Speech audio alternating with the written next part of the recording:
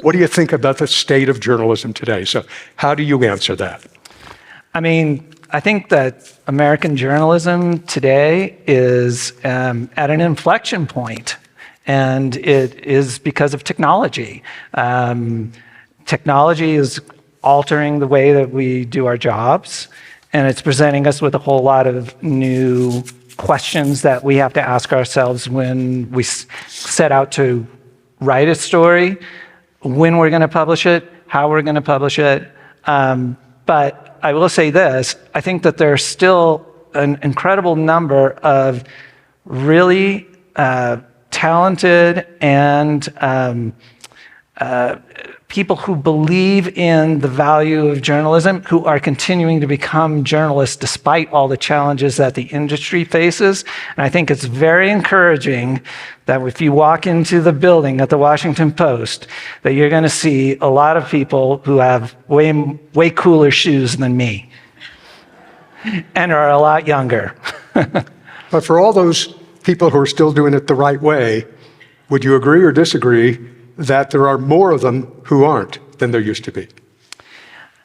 I think that you have to take a look at the landscape of American journalism before you can make a broad statement about who's doing things right and who's doing things wrong.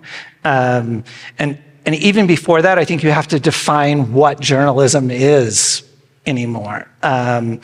I think if you're talking about traditional news organizations like the New York Times and the Washington Post and the Wall Street Journal and CBS News, I think you're looking at institutions that are playing the game, for lack of a better word, by very similar rules than were played before.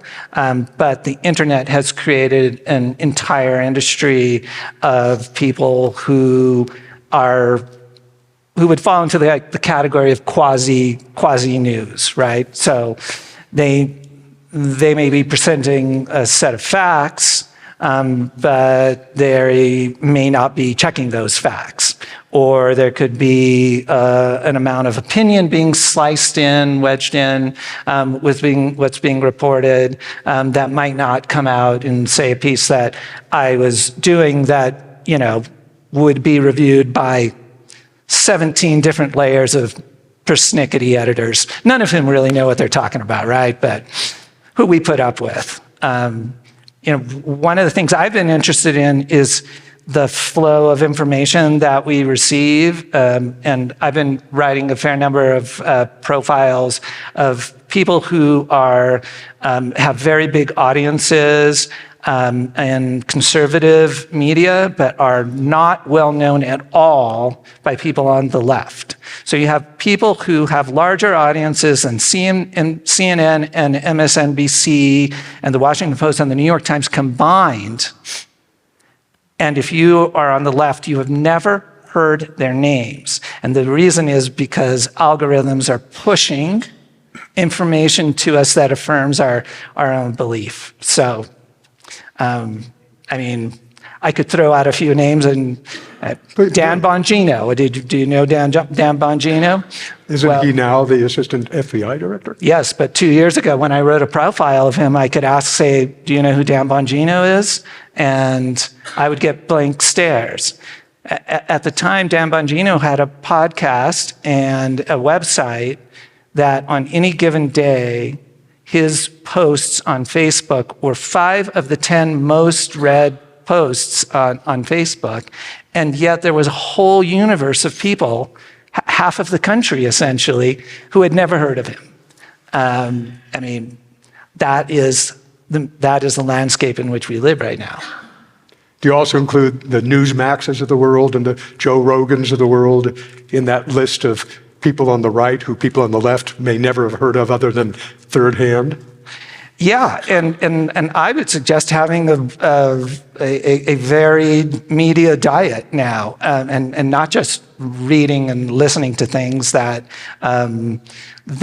are in your sweet spot of what your political beliefs are or what your or what your mindset is, but also taking a look at sites that you might not have thought to look at because That's the only way you can understand about what half of the country is talking about, because half of the country is being talked to by people who are not being listened to by the other half. So absolutely. And you mentioned Joe Rogan. I mean, podcasts were absolutely critical in the 2024 election. We did a big piece about this at the Post very soon thereafter, about how Donald Trump was extremely effective at using podcasts that appeal to young men to generate more excitement for his campaign, and how the Democrats and Kamala Harris were not as effective in that realm. And they missed opportunities to speak to audiences, including Joe Rogan, who has the biggest podcast in the world. Let's do an online, or I should say an on-site, absolutely scientific study here. How many of you have ever heard of Joe Rogan? Okay, put your hand down. And how many of you have ever heard Joe Rogan? There you go. I mean, I don't know who's left, who's right, and hopefully there's a spectrum here, but that shows you something. How about social media and its effect on what the Washington Post does, and CBS and ABC News, and so forth? How do you calculate that? I think that there was a time when my colleagues at the Washington Post didn't have social media accounts, and it was, considered a very dangerous thing to have, for the very reason that you mentioned with your friend Terry Moran, a very well-respected journalist who has gotten himself into some hot water with social media. One thing about social media and the digital world and vis-a-vis journalism is that it's extremely quantifiable in a way that journalism was not before. And I'll tell you a little story. You remember when Osama bin Laden was killed?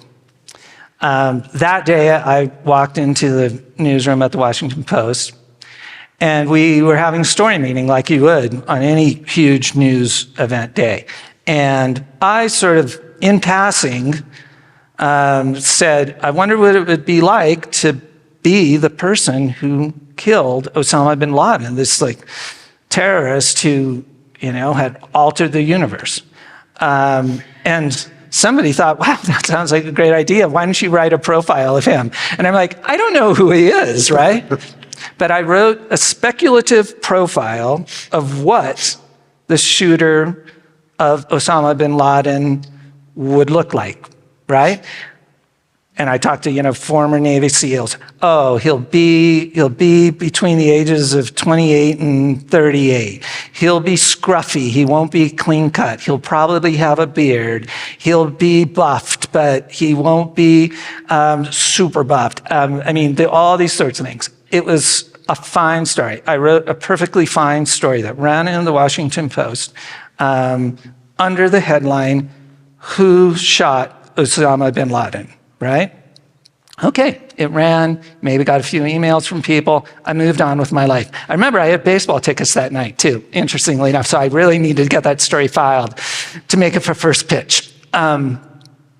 Almost a year later, an editor came up to me, and as if he was telling me a super secret, leaned in, looked around, see if anybody is there, and said, "Do you know that story, the one about this guy who shot bin Laden, was one of the most read stories at the Washington Post last year?" And I was like, "No, I did not." And he said, "And you know that makes it one of the most read stories in the history of the Washington Post." Because in those days, our website was growing and growing and growing and growing. I was like, cool, give me a raise. But fast forward to now, in our office, you cannot go anywhere without knowing exactly how many people are reading every story at that very moment. I can tell you how many people are on the side of the Washington Post. How many people are reading my article? How many people have read my article and subscribed to the Washington Post? I'm still wondering if they will give me a little bit of a cut on that. That hasn't happened yet.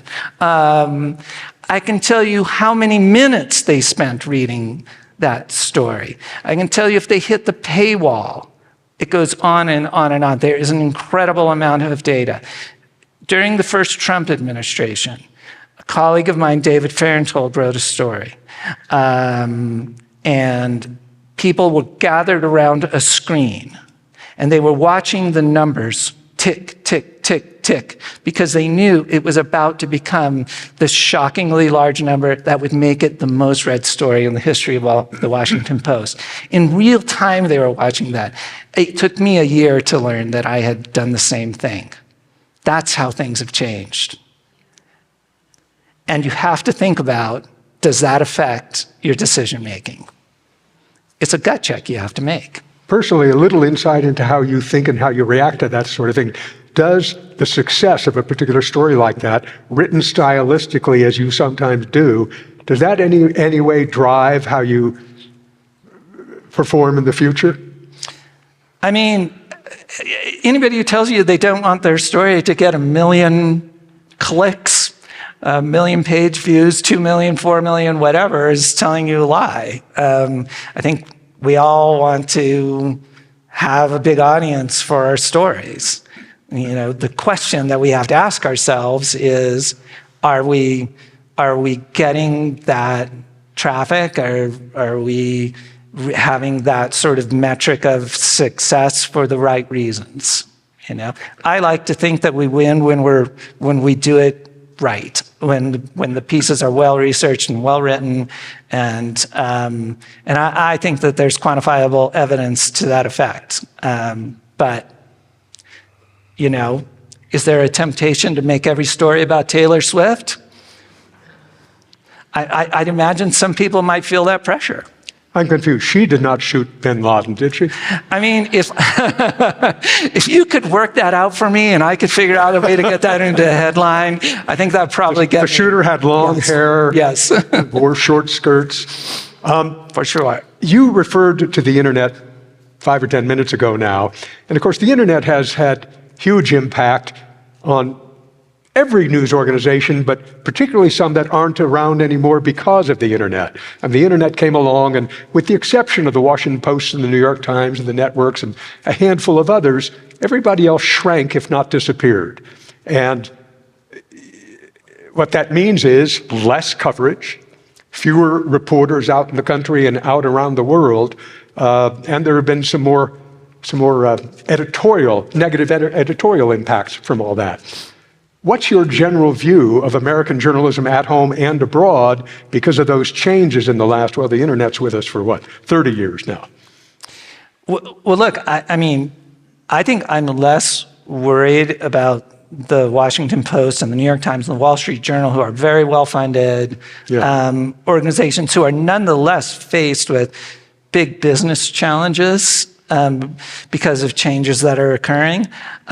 What worries me more is your local, regional, and mid-sized towns and their newspapers and their news organizations. Do you know that between 2005 and 2023, give me a guess on how many newspapers you think folded? Anybody have a guess in that period of time? A number, you got a number? 70%. How many actual, not a percent? 400? 3,200 newspapers folded during that time period. In 2023 alone, 200 and something, they were closing at a rate of 2 a week. So what does that mean? That means that like your local zoning board is not getting covered. Your city council is not getting the same attention that it might need to get. I mean, it's not serving that purpose, right? And my first job as a journalist was in suburban New Orleans, and I covered a local school board. And I'm telling you, I think I was more powerful as the local school board reporter in the river parishes of Louisiana, maybe than I ever have been at the Washington Post. Why do you say that? Because I literally was sometimes the only person at a meeting. There was no member of the public there. I was the one who was the eyes and ears of the entire community. I can remember one time, I was such an eager beaver, I didn't just like go to the school board meeting, I went to the committee meetings of the school board meetings, right? And I'm sitting there in the audience, and I don't remember what the issue was, but they were deadlocked. And, they turned to me and they said, well, what would you vote? I'm like, I am not on the committee. I'm here taking notes to observe it, So, I think that's a real issue for us to confront, right? Right here in Vail, I read a story in the Vail Daily about what more important issue than skiing in Vail, and a lawsuit about whether there should be, I think it was something called like a restraint bar or something, right? And so that seems to me like something pretty important to the community, and like it seems like a pretty awesome thing that there's a newspaper here that's writing about that stuff, Vail Daily, right? So I think that's a pretty good thing. The bright spot in this is that I think you are starting to see digital startups in different communities, a lot of times funded by philanthropists that are actually doing some really high quality journalism, including this year, the Baltimore newspaper, the Baltimore Sun, has gone through many, many years of troubles and retractions of the size of its. It's gotten smaller staff. But a digital paper has kind of come up to fill the void. And just this year, they won a Pulitzer Prize for writing about the opioid crisis. So like if you're looking for something to feel optimistic about with American journalism, I'd look at the Baltimore Banner and others that are doing the same thing. The question is, can entities like that survive in a place that's not big, right? Baltimore is still a metropolitan area. It has a lot of people. But could a mid-sized town support something like that? I don't know. That's... For years, I wrote a column once a week for the Denver Post. And the Denver Post, as some of you probably know, has gone through a series of economic cutbacks, which also means staff and coverage cutbacks. And at a certain point, the editor of the paper, who is still the editor of the paper, called the whole staff together. I was not there. I was not a member of the staff. I just mailed it in. But she called the whole staff together and said, we got to cut back a little more. We got less money to operate, fewer people to do the job, but we're going to do more with less. And one of the members of the surviving staff stood and said, I'm sorry, you can only do less with less. And that's part of the picture of American media today. A bigger question. There was a time, and I am 2 or 3 years older than you, times 10, when the Washington Post and the Times and the Journal and a few other major papers, the LA Times, and ABC, CBS, NBC, we were the voice of God, and people saw us as the voice of God. Walter Cronkite was the epitome of that, but everybody ran home in the evening to watch the evening newscast, got up in the morning to pick up their newspaper from the front porch.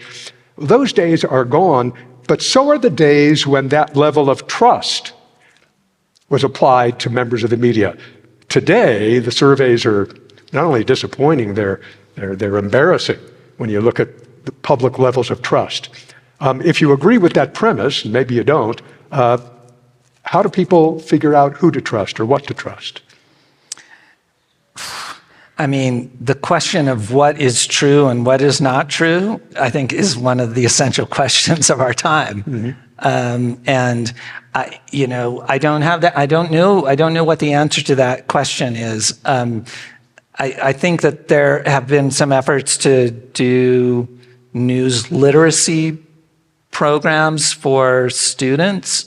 including some friends of mine are involved in a project like that in Washington, D.C. to try to educate people on what they should and shouldn't believe and what they should and shouldn't trust. But, walking back that term fake news is pretty tough. I mean, it really is. I think the only way that you confront that is by doing good work. I mean, it's for me, it's as simple as that. I think that quality tends to win, and if we do quality work, that people will follow it. I hope that's not a naive view, but I do have a certain amount of faith in that. But I would say that I'm not as confident in that as I would have been even 5 years ago. I feel the same way, sadly. I talked about Terry Moran, the ABC News correspondent suspended for his world-class haters post on X. I even wrote about 1,000 words about it maybe Sunday or Monday. What do you think about all that? I mean... What do you think about what he did, the appropriateness of it? So, I mean, Terry Moran has a terrific reputation as an excellent journalist in Washington, D.C., so I'd preface it with that. It's not a post that I would make on social media. It's really stating an opinion, and a very controversial one, to say the least. My sense is I'd be interested to hear from him exactly why he chose to do that. But I do think that if he had chosen to present a list of statements that gave his readers on his social media page a sense of what was being said by Stephen Miller and what was being said by Donald Trump, and allow them to reach their own conclusions about whether that was hate speech or not, would have been an effective approach of doing that. But I mean, and it's interesting because Terry is not a 20-year-old just in the business. But I do think that a lot, and this is something that all you have to do is read the headlines about any journalist these days, is that there is a generation that grew up as digital natives, and social media is a part of what they consider to be their personhood. This is a phrase that we've heard lately, personhood, right? I don't necessarily think of my social media accounts as a reflection of my personhood. I think of them as a reflection of my professional work, right? So I tend to be very careful about what I say on social media, because I mean, for one, I'm just not really interested in talking about things outside of what's in my articles, except maybe every once in a while, like when the Giants win the World Series, I'll take off my my objective journalist hat and say woohoo. But for me, it's very different than for somebody who's in their 20s right now and has grown up in a world in which it was very normal for them to be talking about their feelings and their opinions and the things that they did on their weekends and all of these other things in social media. And they don't differentiate between their role as a professional journalist and who they are as a person. And that can lead to some difficulties. How do you deal with, in your mind, and if confronted with it out in the public, with the phrase fake news? I mean, I was recently doing an interview. I'm working on a profile right now of a figure in the conservative media world. You can tell it's an area that I'm interested in. Interested in for the very reason that I don't think that a lot of people who I know in Washington, D.C. are familiar with these, with figures who are very influential in our world. And this man's son walked into the living room while we were talking, right? And he said, "Oh, you know, my son said, why are you talking to the Washington Post? They're not going to say anything nice about you. They're not going to write anything nice about you." And then the other son came in. I think it was the other son who had actually said that. And I don't know how am I going to handle that? I just said, "Hey, you know, hi, I'm Manuel. I'm from the lamestream media, you know." I mean, I just thought I would confront it head on, right? And I don't think you win at all if you're gonna get all angry about somebody calling you fake news. I'm like, yeah, call me fake news, but read my article, then we can talk afterwards, you know. You just used the phrase conservative media world. Are some people wrong to consider the Washington Post, we'll pick on your paper, as part of the liberal media world? A part of the liberal media world? Look, I think you'd be naive to say that idea doesn't exist, right? And all I know is I haven't had anybody ever come to me and try to alter my copy or my subject matter choice based on a political bent to make it seem more liberal or more conservative either. You know, I think sometimes there can be a little bit of confusion in the eyes of the reader about the opinion pages of a publication and the news side, and I do find myself explaining that divide fairly frequently. I mean, if, you know, you'll see a headline that says Washington Post says X bad about Trump, right? And then you realize it's an opinion columnist, not even an editorial of the whole newspaper, right? But I think in the eye of the reader, they're not differentiating between the two. So it takes a little explaining on my part to explain, like, I'm not that guy. I'm the guy that's interested in hearing the whole story. Hopefully this won't have a heck of a lot of opinion in it. Yeah. Will you talk about Jeff Bezos? He really caught flack over and above everything else when, shortly before the presidential election last year, he pulled a prepared editorial endorsement of Kamala Harris. Yeah, I mean, that happened. I mean, you know, you asked me here to talk about journalism, and you'd be remiss if you didn't ask me about that. I mean, I can tell you what we reported in the newspaper, because, you know, we had articles about it published in our website and elsewhere, and in the printed paper, was that, yeah, I mean, Jeff Bezos made a decision very close to Election Day to stop the practice of publishing endorsements for presidential candidates.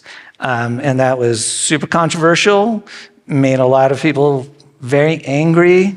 I'm telling you all things that we've published already, so I'm not talking out of school. There was a backlash about that. You know, as we reported and as NPR reported and as others reported, there was a large number of people who canceled their subscriptions to the paper in protest about that. Somewhere around 250,000 is the number of subscribers who my colleague who got that number, you know, reported. So that's a big hit when your subscriber base is somewhere around 2.5 million, you know. You did the percentages earlier, you know. It's a big percentage for any business. Yeah, and people ask me about that all the time, right? It's a big topic on people's minds. I will say this.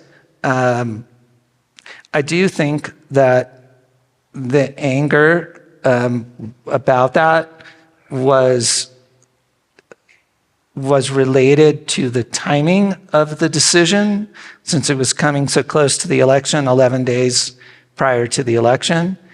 I have no doubt that, and this is based on the fact that this has been a discussion amongst political writers for some time, that there would be a lot of political writers who would not mind newspapers stopping making presidential endorsements because they feel it might be used as a way of painting them as being biased in that direction, even though they have nothing to do at all with the endorsement. I think this was about timing. But if anything good comes out of this, it's, I think, maybe a discussion about, whether newspapers ought to continue to be doing that, right?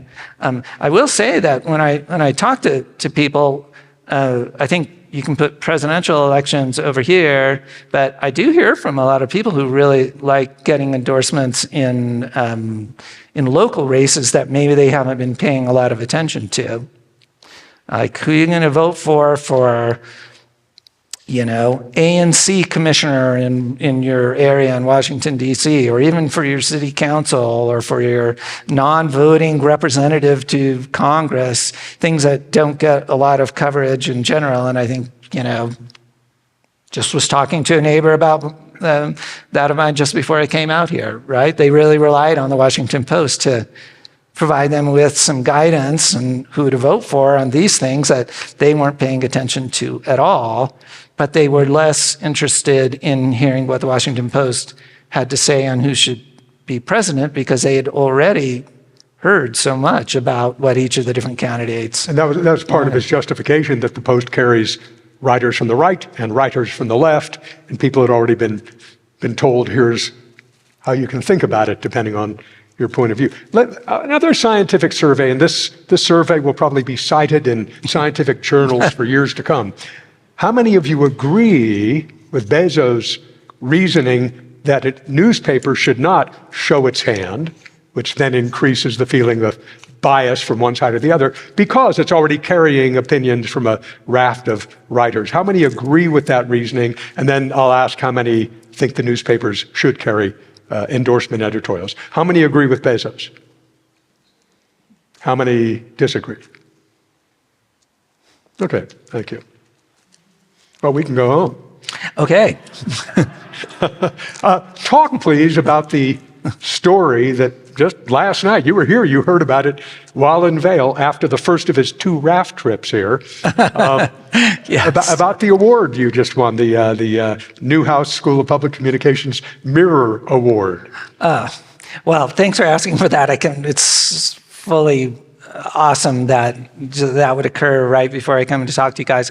This was a piece that I spent many months reporting, which was about a very acclaimed documentary about the U.S. war in Afghanistan and about Green Berets in Afghanistan.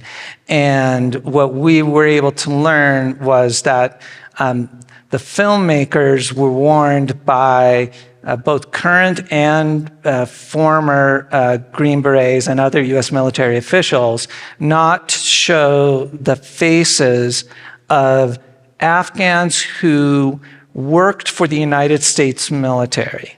So the United States military contracted with these Afghans who were used to clear mines when they were going into different operations in different parts, in particular of Helmand province, which was really one of the hot zones, right? And these guys were really amazing. They could find mines and detonate them and clear the way for U.S. forces to go in. There was a one of these Afghan men who happened to be this very handsome, very striking, he had a very striking look. The Green Bay's had nicknamed him Justin Bieber because he had this really beautiful hair. And the filmmakers chose to put his face in close-up, in a very extreme, lingering close-up. And when the film was screened for the military, they warned the filmmakers not to show the face because by that time, the US had withdrawn. And they felt that the young man, Justin Bieber, who we called him, would be in danger of retribution by the Taliban. And sure enough, as soon as the film came out, clips of the film were distributed on TikTok, and tragically, very shortly thereafter, within days, the Taliban captured this man. They took him someplace. They tortured him very viciously. He was beaten just gruesomely. We have photographs of the wounds, and he died. And so we conducted a very long investigation of the circumstances of the filming, the decisions that were made. It was a very sort of high-profile thing because the filmmaker is very well known, the only director other than Martin Scorsese ever to be nominated for Best Director by the Directors Guild for both a feature and documentary film. The film was done under the auspices of National Geographic, which is owned by Disney, and that made it a big deal too. And it was being shown on Hulu. And when we presented our findings to Disney and National Geographic, they took a very extraordinary step, which was they removed the film from all platforms. So you cannot watch this documentary anymore because of the Washington Post's research. And why that was especially important is that not only was this man who was killed shown in the film, but there are 8 other men who were part of that mine removal group who, to the best of our knowledge, remain in Afghanistan. So removing the film, it very well may play a role in saving the lives of these other men. Yeah. And so yes, and we ended up receiving an award for that last night, and we were very, it's nice to win a journalism award. I don't think we should ever be doing stuff to win awards. To me, the much bigger deal is the big deal isn't that some Washington Post reporter and his very excellent colleague won an award. The big deal is that this film was removed from circulation. I'm not perfectly clear on one thing. Was this the result of a mistake or a deliberate violation of instructions? Well, of course, we spent a long time trying to understand the decision-making process of the director and the executive producer who were involved in that decision-making. And the best we could get out of them is that they don't remember specifically being told to blur the faces of any of the men who were in the film. Interestingly enough, another one of the responses that we received was that we were essentially not understanding the basics of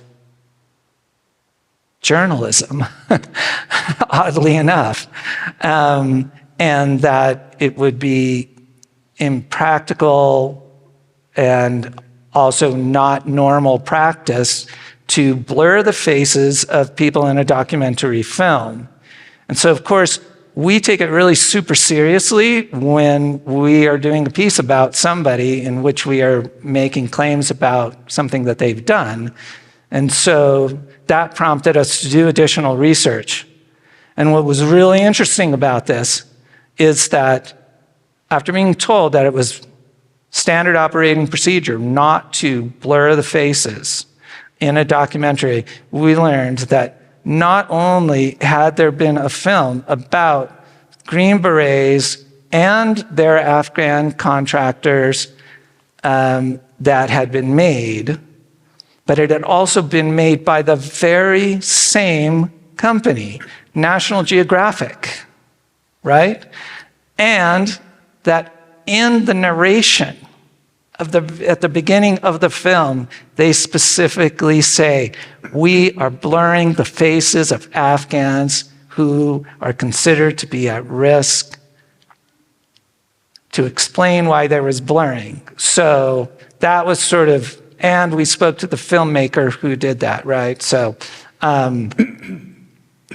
so I think, you know, we laid it out. I mean, I guess a person is welcome to look at what the director had to say, that this is normal journalism practice, and some of the, in his defense, some of the director's supporters who also said, oh, geez, you know, what are you talking about? This sort of thing happens all of the time.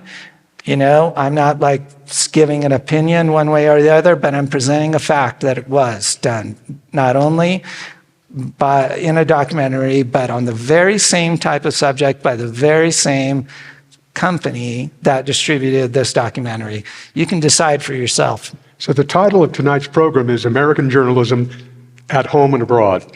What does that episode say, given the bigger picture about American journalism at home and abroad? Is there some bigger lesson to take from it? I mean, I think you have to gut check whether you apply the same sorts of cautions when you're reporting about somebody who is from another country as you might when you're reporting about somebody from your own. Mm-hmm. Somebody else on whom you've reported at great length, because you wrote a book about him, is Marco Rubio. That's right. You were the Washington Post bureau chief, in Miami and Mexico City? Yes, sir. Then you wrote a book about Marco Rubio before you knew the levels to which he would rise. This is before he was tapped to be the American Secretary of State. But give us some insight into Marco Rubio. Oh, well, how many hours do you have? I mean, look, Marco Rubio has been on a rocket his entire professional career. He's a charismatic person in person. I remember one of the things that I learned when I was working on that book was during his first campaign. You know, he had all these young staffers, and they really did work hard in this first campaign for Senate. And they were driving all around Florida, and he liked rap music. And the kids who were working for him would say, he can spit. You know, spit means that you can spit lyrics, right?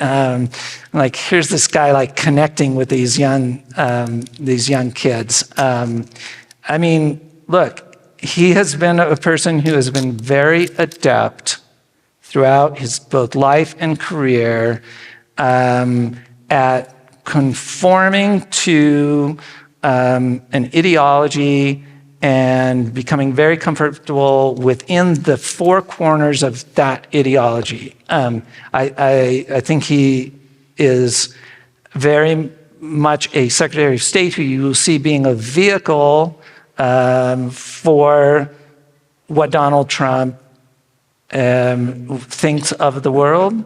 I don't anticipate that he'll be a Secretary of State who particularly is putting his own intellectual stamp on American foreign policy, right? One of the examples I always like to give is Marco's religious life, right? So he grew up in southern Florida, Catholic Cuban-American family. His father was a bartender. His mom worked cleaning hotel rooms. And they weren't really doing great financially, but they had some relatives who lived in Las Vegas. And they moved to Las Vegas. And the relatives in Las Vegas were Mormons. And young Marco, just a little boy, became an incredibly enthusiastic Mormon. Rubio. and brought his whole family into the Church of Latter-day Saints, right? And dragged them out to see Donnie Marie Osmond's studio and performed songs for them in the living room and all of that, right? Well, they didn't stay that long in Las Vegas. They returned to Miami, right? And returned to the Catholic Church. But interestingly, and look, we all have our evolutions, right? But what struck me about that was how like he was able to, how comfortably he felt like fitting into someone else's structure, right?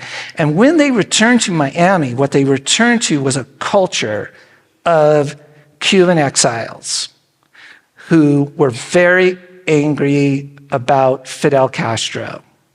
And to fit in South Miami, in that time period, being a part of that exile community meant belonging, right? And I've always thought this could be one of the explanations for why later in life, as he rose as a political figure, he presented a story of his family's immigration journey that was completely false. And that story was that they had been forced to leave Cuba because of Fidel Castro and communism. And I was able to discover through immigration records that, in fact, they had not been forced to leave Cuba because of Fidel Castro, that, in fact, they had come to the United States in 1956, 3 years before Fidel Castro triumphed. In fact, they had come to the United States before the Cuban Revolution had even begun. Fidel Castro was in Mexico at the time. They were regular immigrants, like millions of other immigrants who come to the United States every year. And why did that really matter in the trajectory of Marco Rubio? It mattered because at the time he was toggling between a very permissive immigration policy and then in the moment when the Tea Party became a thing and he became a Tea Party person, a very restrictive immigration policy, right? And so presenting his family as regular immigrants, just like the ones who we are attempting to be more restrictive on the border with, did not fit into the profile of a rising conservative politician from Florida who was trying to appeal to a Tea Party movement that was very interested in restrictive border policies. So just a little insight there. I couldn't help but think this while you were talking about this politician actually exaggerating his record, exaggerating his past. It has happened before. Is it the police captain at the end of Casablanca? I'm shocked.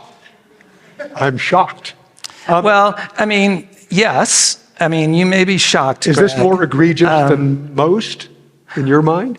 I mean, I think like presenting that story was really central to his political identity, and it was central, to his rise. He became the first Cuban American Speaker of the House.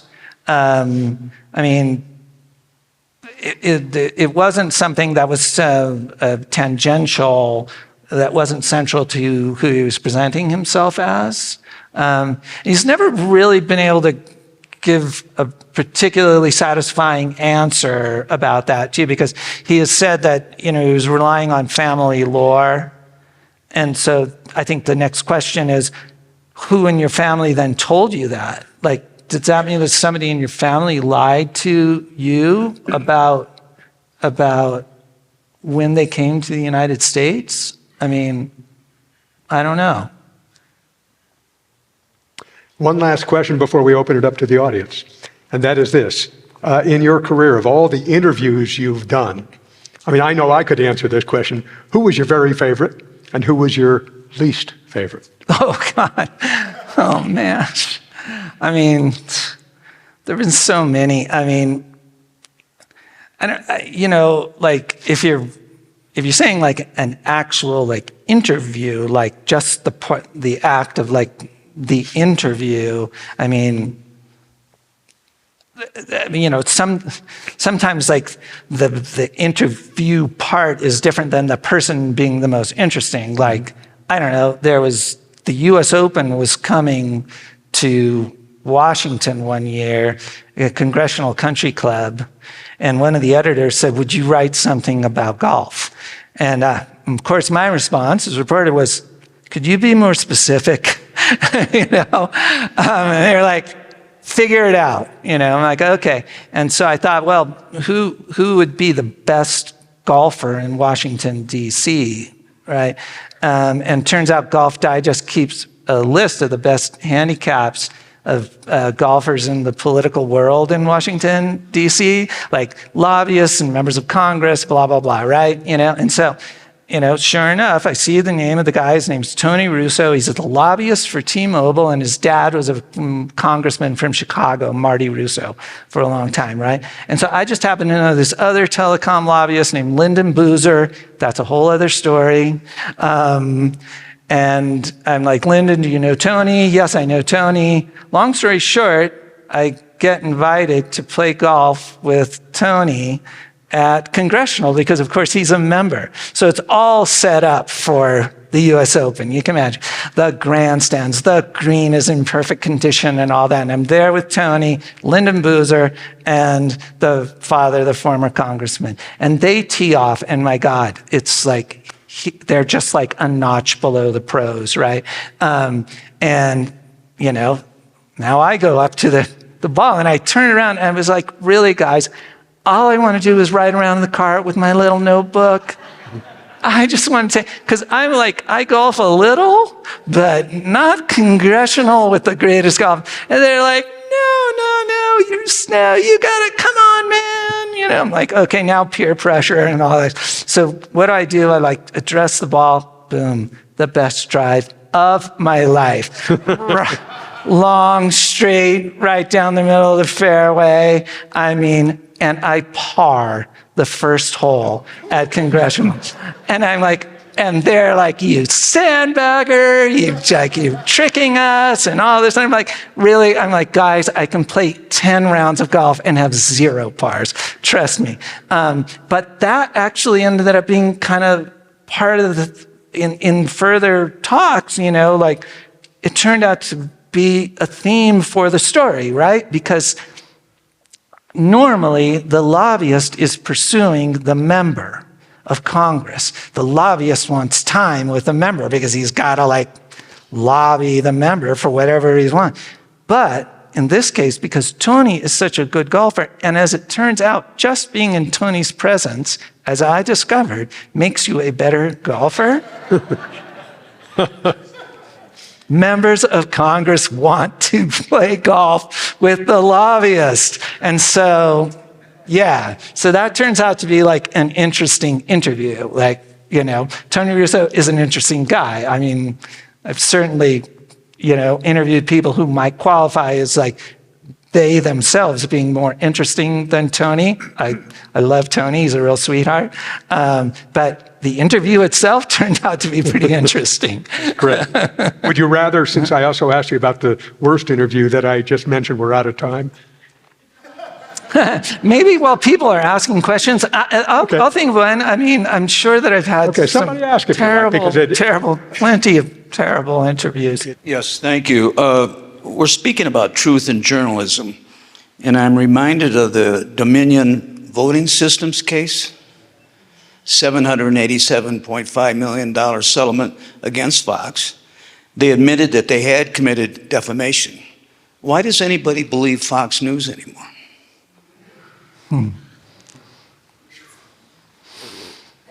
I mean, Fox News has a super loyal audience. Say again? I missed that. Say again? Fox News has a super loyal audience, and I think that their audience trusts and believes them. But are they telling the truth? Well, I mean, I think we'd have to sit down and look at each instance. Well, the Washington Post did that with Trump, did they not? How many lies did the Post say that Trump made? We do have a fact checker, Glenn Kessler, who's a friend of mine. He has a number. We can look it up. But I mean, I can't get necessarily in the head of all Fox News viewers. But what I can tell you, having written about a lot of figures in the conservative or right-wing media or whatever term that you want to use is that they trust those figures. They trust Sean Hannity. They trust Clay Travis. They trust Dan Bongino, and they are skeptical of me. So truth is subjective, is what you're telling us? Yeah. I think in the eyes of a lot of people it is, yeah. I just been cut off. Thank you.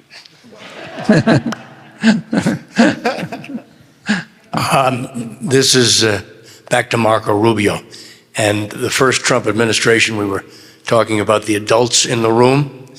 Simple question. Can Marco Rubio fill that role in the current administration, do you think? I mean, from my point of view, I think that he has matured a lot. I think there was a time when he was able to get by on personal charm.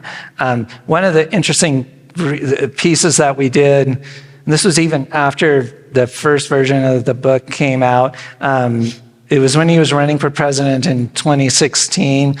Scott Hyam, a friend of mine at the Washington Post, and we decided to look at the period after 9/11 in Florida. And there was this, there were so many 9/11 connections to Florida, various flight schools and various hijackers who had spent time there. And so even while the federal government was doing like a huge amount of investigation, right, the Florida legislature decided that they would appoint their own blue ribbon commission to look into Florida and its role in 9/11. And of course, that was a very prestigious thing to get named to this committee. And this young guy, young legislator, Marco Rubio, got named to the committee, right? Well, it was, announced with big fanfare. And they started going around the state having hearings, but he almost never showed up for the committee hearings, right? And of course, Florida, say what you like about Florida, like it or love it, like it or hate it, they have a very good open records law. And so we were able to get the records for all of that and, show that he very, very seldom came. And then, of course, learned that from others who were on the committee that they were mad about this. They weren't happy about that. I mean, fast forward to his confirmation hearing for Secretary of State. I think you saw a politician who, had, at a minimum, was prepared. Was ready with answers. It wasn't a twinkle of an eye. So I do think that he has evolved. I think the more interesting question about him and his role now is that, he's Secretary of State and he's also maybe the interim national security advisor, and there are all these huge things happening around the world. And yet there's this other guy, Steve Witkoff, who is not a member of the cabinet, who seems to be taking the lead in a lot of these other negotiations. So I think it's a very legitimate question to ask, how much of an influence is he having over American foreign policy? I don't have a definitive answer for that question, but I think it's a question that bears asking given Witkoff's role in these major world conflagrations right now. Our next question's back here. What's the difference between misinformation, disinformation, and fake news? Disinformation, misinformation, and fake news. Okay. So I think these terms get used interchangeably, but I'll tell you how I understand them to be. That misinformation is something that is false. Disinformation is something that is intentionally false. And fake news is a value judgment that is put on the news by somebody who thinks that that news organization doesn't tell the truth. I think that would be the closest. But I would defer, if you've got Webster's dictionary with you, if you have something different. But that's the way I look at those terms. That does hearken to a major change in the news media in modern times. Those terms, and again, I started in the business in 1968, those terms just weren't even used. We didn't have to figure out what meant what. Nobody talked about dis or misinformation, let alone fake news. There might have been some of it out there, but there were fewer vehicles for people to use to either misinform and disinform you. And now it's a serious data. It comes back to that question about how do you figure out who to trust? And ultimately, by the way, I'm going to answer that question. It's up to you to do that. Ultimately, it comes to you. You can't ask him, you can't ask me, you can't ask your neighbor. You can ask, but I might give you an answer that won't work for you. I might tell you about the media that I follow day after day after day, and you would read them and say, well, they made this mistake, or they tried to shape policy, whatever it is. Anyway, who's next? Thank you. Another question about Marco Rubio. So I'm going to read your book, but I haven't read it yet. And I always had this question about the exiled Cuban community in Florida. Are they monolithic? Do they uniformly support Marco Rubio? Do they have any doubts about him in regard to, I remember there was a well-publicized scene where Trump's cabinet members kind of groveled before him and vied for how wonderful Trump was, couldn't come up with a more, wonderful statement. He should be on Mount Rushmore, et cetera. So I was just wondering if there was any, how to put it, division in the Cuban Florida community. Yeah. So let me take you back to election night, 2004. I'm the Post's bureau chief, right?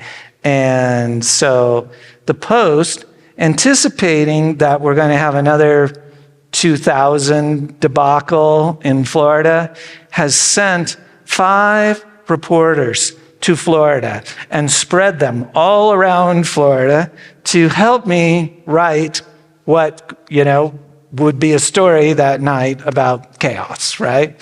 Or in case there was chaos, right? Well, as it turns out, things were going pretty smoothly, at least in Florida that night, right? But lots of my friends who were with other news organizations were coming into town and letting me know that they were there. And as the night was going along, and it seemed clear that there were, at least at that point, no hanging chads, we really didn't have much to do.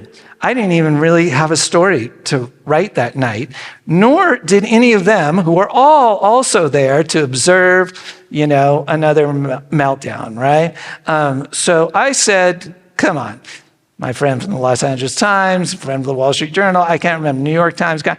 There were 4 or 5 of us, right? So we all pile into my car, and I take them down to Calle Ocho, like the heart of Little Havana. And there's a restaurant there, a famous restaurant. If any of you have been to Miami, you've probably heard of it or been there. It's called Versailles. And Café Versailles is sort of like the headquarters of the Cuban right exile community, right? Well, Kerry had, in a very cheeky way, put his headquarters across the street from Café Versailles, right? And we drove down there, and there was a huge crowd out in front of Café Versailles and up and down that street, waving flags, and and on the other side, there were a bunch of people, wearing blue and talking about Kerry. And so I said, come on, let's walk through. And so we walked through on the Café Versailles side, and why are you for Bush? And oh, he's going to get Fidel. He's really going to get him. Tough on Cuba. Okay. We walked across the street. Hey, why are you for Kerry? Oh, I don't know. I kind of like his healthcare plan. Well, what about Castro? Oh, well, I mean, that's my grandpa, No. The answer is it is not. It is not monolithic. I do think it still does tilt Republican. But there's another generation that's just not as preoccupied with that particular, issue, and that is responsible for the fact that the Cuban Americans in Florida are Republicans, right? I mean, so it comes from a sense of anger at Kennedy over the Bay of Pigs and feeling that they had been betrayed and let down by the Democrats. And, I mean, if you want to, trace it back to a single event, that's it. But it is possible that there will be a day that that it could be even or even eventually. I mean, I do think that the Democratic Party isn't without the ability to attract Cuban American votes. Hi. In light of what's going on with this administration vis-a-vis sort of decimating some of the positions that we've always held dear in America, whether it's participating in WHO, whether it's participating with USAID, whether it's participating in having a very robust National Security Council, whether it's protecting the health of Americans through positions at CDC, NIH, Health and Human Services. How do you feel about democracy in America going forward and maintaining our position in the world and vis-a-vis our allies in the world? I mean, we're from Washington, D.C. I read the Washington Post my whole life.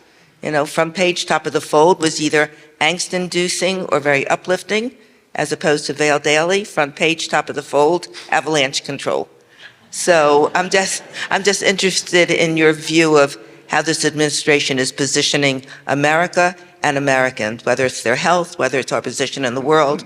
I find it overwhelming. I told you there would be some softballs. Yeah.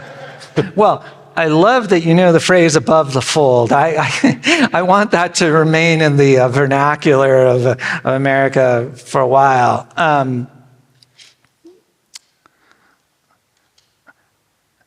mean, I think I'm loath to give an opinion about what the administration is doing, positively or negatively. But what I can say is that I think it's very significant that you have news organizations like the Washington Post and others who are, very aggressively and thoroughly covering each of the points that you're talking about, including questions related to the sanctity of our judicial system and the questions that have been raised about whether court orders will be followed by the administration. So I think that it's significant that you see American journalists, very thoroughly, very comprehensively looking at those issues, and that is a good thing. I mean, there was a long list that you've talked about. I've read stories about every single one of those in the New York Times and in the Washington Post, and I've seen them in other places as well.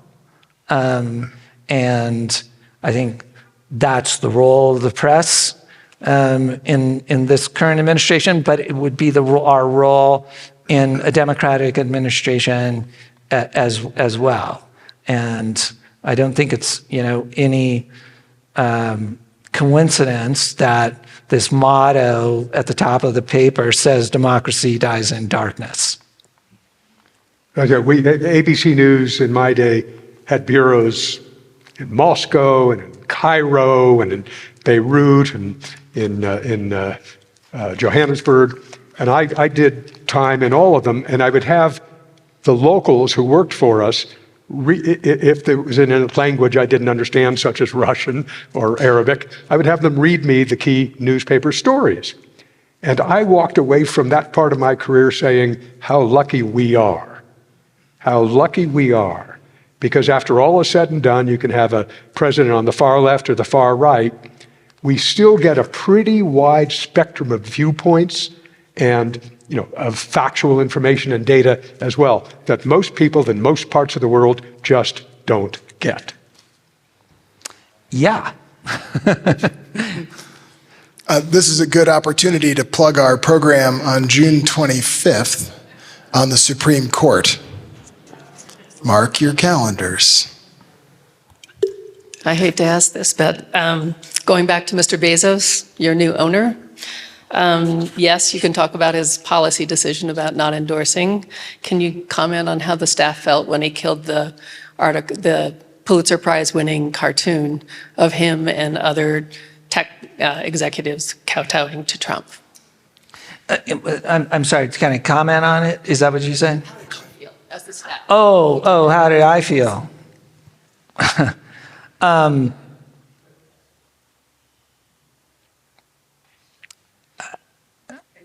I mean, I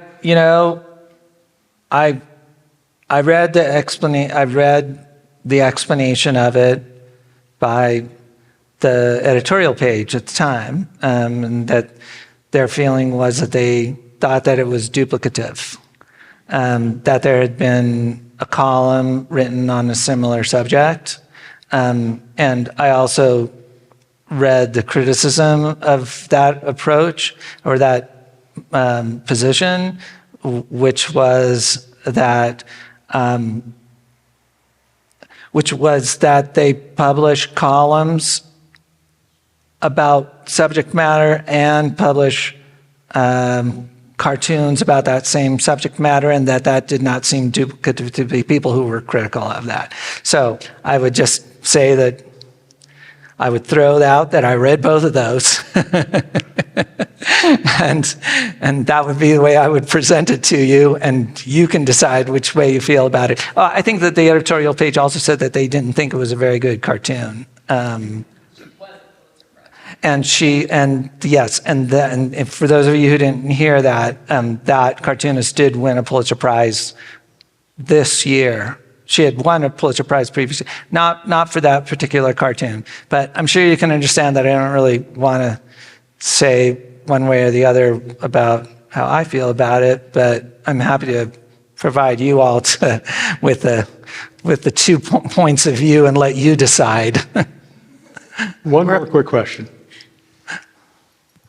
So, good evening. Thank you for being here. I have two parts to my question. I'll try to give you a 2-part answer. All right. Or you can choose which one you want to do.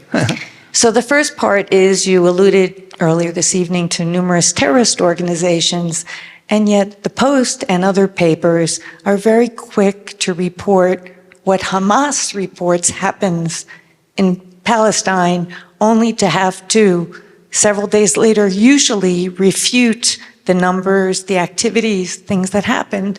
Why do you think the Post rushes and the other news media rush to do that?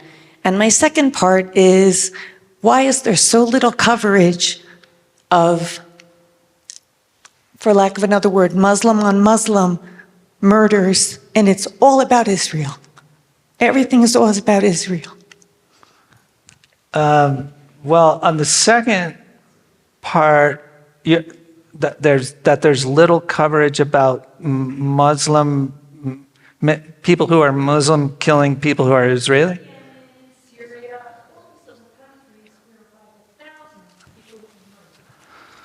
Yeah, I mean, I hear the passion in your voice on both of those topics, and I wish that I could give you a more cogent answer on this, but it's just not an area that I personally have been involved in reporting on, and I just really haven't it's just not something that I feel particularly well informed on. I mean, I read our coverage just like everybody else does, but I don't feel like I have any special knowledge to give you an intelligent answer about that.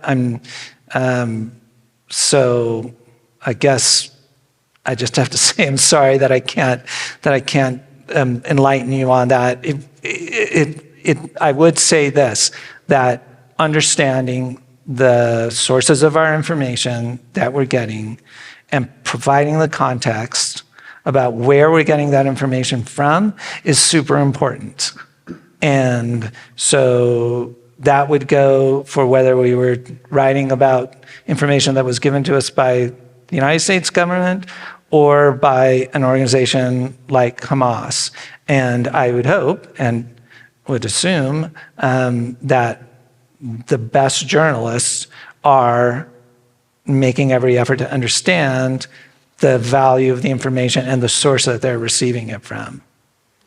Moderator's prerogative. I'm going to ask a big picture question and ask for a very quick answer because we are just about out of time. Yeah.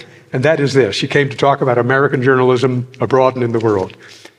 Is the American audience, the news audience, everybody here and everybody outside, better off, worse off, or about the same as they were before things began to change, before the internet and the carving up of news organizations, politicization of news and so forth? I think that there are a lot more ways to get information right now, but that it's concerning that there are less checks on the reliability of that information. And the really, if I could leave you with something thinking ahead, is that we are really at the cusp of artificial intelligence becoming a big factor in so many parts of our lives. And it will be one of the most important things that journalistic organizations have to understand in very, very rapid fashion because it's here. And the question is, will it be a tool that improves our journalism or will it be something else? And if you're looking forward and thinking about a subject matter that matters in journalism, I would say AI. Manuel Roig-Franzia. Thank you.